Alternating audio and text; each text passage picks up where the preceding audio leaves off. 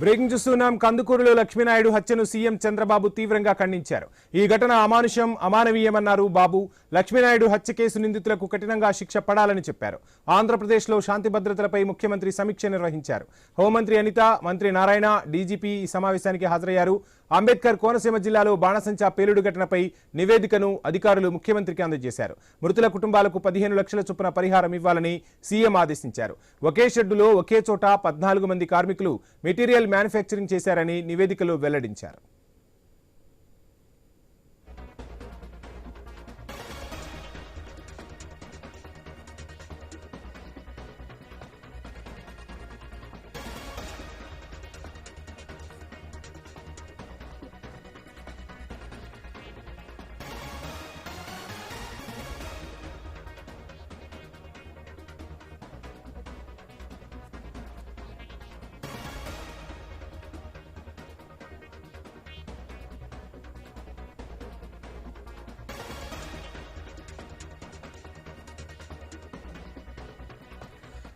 CM Chandrababu సమీక్షకు సంబంధించిన full details మా ప్రతినిధి కాంతి అందిస్తారు. కాంతి, చూస్తున్నాం ఆంధ్రప్రదేశ్లో శాంతి భద్రతలపై సీఎం సమీక్ష సమావేశం జరిపినట్టుగా తెలుస్తుంది. ఈ సమావేశంలో ఏ అంశాలు ప్రధానంగా చర్చకొచ్చాయి? ఫుల్ డీటెయిల్స్ ఏంటి?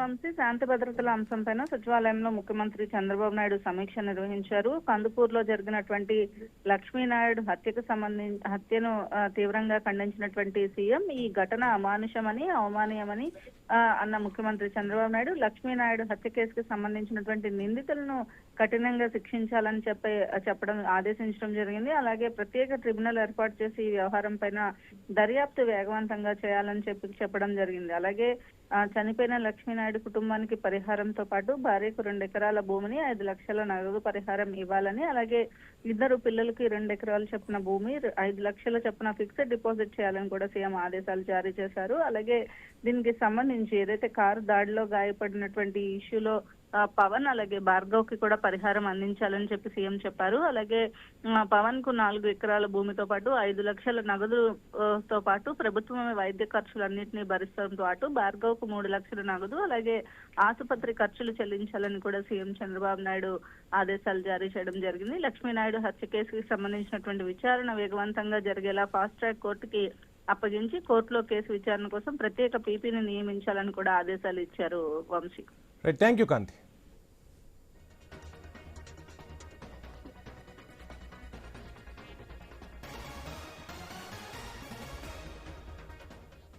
కందుకూరులో లక్ష్మీనాయుడు హత్యను సీఎం చంద్రబాబు తీవ్రంగా ఖండించారు. ఈ ఘటన అమానుషం, అమానవీయమన్నారు.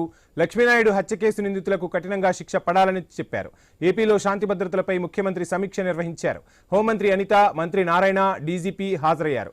అంబేద్కర్ కోనసీమ జిల్లాలో బాణసంచా పేలుడు ఘటనపై నివేదికను అధికారులు ముఖ్యమంత్రికి అందజేశారు. మృతుల కుటుంబాలకు 15 లక్షల చొప్పున పరిహారం ఇవ్వాలని సీఎం అధికారులను ఆదేశించారు. ఒకే షెడ్డులో ఒకే చోట 14 మంది కార్మికులు మెటీరియల్ మ్యానుఫ్యాక్చరింగ్ చేశారని నివేదికలో వెల్లడించారు. హార్డ్ మెటీరియల్ వాడటం వల్లే స్పార్క్ వచ్చి మ్యానుఫ్యాక్చరింగ్ జరుగుతున్న ప్రాంతంపై పడిందని అధికారులు పేర్కొన్నారు. ఏమాత్రం నిబంధనలు పాటించలేదని తెలిపారు. లైసెన్స్ ఇచ్చే ముందు నిబంధనలు పాటిస్తున్నారా లేదా అనే దానిపై అధికారులు నిరంతరం తనిఖీలు చేయాలని సూచించారు. తయారీ కేంద్రాల వద్ద సీసీ కెమెరాలు ఏర్పాటు చేయాలన్నారు. కంట్రోల్ రూమ్ ద్వారా నిరంతర పర్యవేక్షణ ఉండాలని చంద్రబాబు స్పష్టం చేశారు. ఎక్స్ప్లోజివ్ మెటీరియల్ పై నియంత్రణ కోసం ఇక నుంచి ఆన్లైన్ ద్వారానే కొనుగోళ్లు జరిగేలా చూడాలని ముఖ్యమంత్రి చెప్పారు. బాణాసంచా కోసం ఉపయోగించే పదార్థాల కొనుగోళ్లు, తయారీపై నిరంతరం పర్యవేక్షణ ఉండాలని వెల్లడించారు. నిబంధనల ప్రకారం లేని తయారీ కేంద్రాలను ఆథరైజేషన్ లేని వాళ్లకు ఎట్టి పరిస్థితుల్లోనూ అనుమతించొద్దని పేర్కొన్నారు. నిబంధనలు ఉల్లంఘిస్తే పీడీ యాక్ట్ కేసులు పెట్టి కఠినంగా వ్యవహరించాలని సీఎం ఆదేశించారు. బాణాసంచా తయారీ కేంద్రాలన్నీ నిబంధనల ప్రకారమే ఉండాలని, పనిచేసే వారికి వ్యక్తిగత బీమా తప్పనిసరి అని ముఖ్యమంత్రి చంద్రబాబు స్పష్టం చేశారు.